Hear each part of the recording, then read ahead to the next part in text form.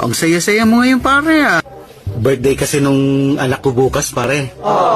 Natutuwa lang kasi ako sa kanya dahil hindi siya naninigarilyo. Hindi siya umiinom ng alak. Hindi siya nambababae. At hingkit sa lahat, hindi siya nambabasa sa magulang. Talaga? Wow, ang bait, ah. Ilang taon na ba yung anak mong yan, pare? Mag-iisang taon na siya bukas, pare.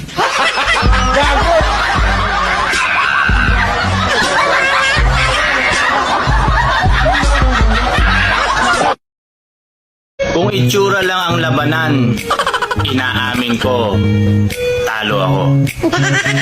Pero kung patigasan ng ulo, subukan mo ako. Walang perpektong tao sa mundo. Lahat naman tayo nagkakamali. Hindi naman importante kung paano ka nadapa. Ang importante, walang nakakita.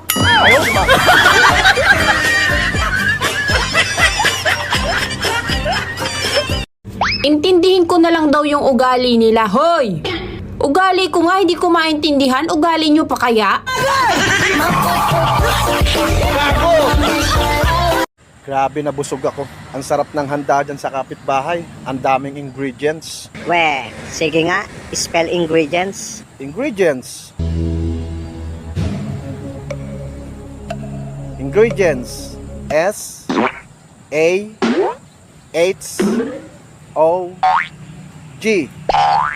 Ano yun? Sahog. Meron daw isang estudyante nagsumbong sa kanyang teacher. Ma'am, si Junjun po naniniko. Sabi naman ng teacher, Junjun, alam mo ba na masakit ang maniko? Masakit ang maniko. Sabi naman ni Junjun, aba malay ko ma'am sa pagsakit ng mani niyo.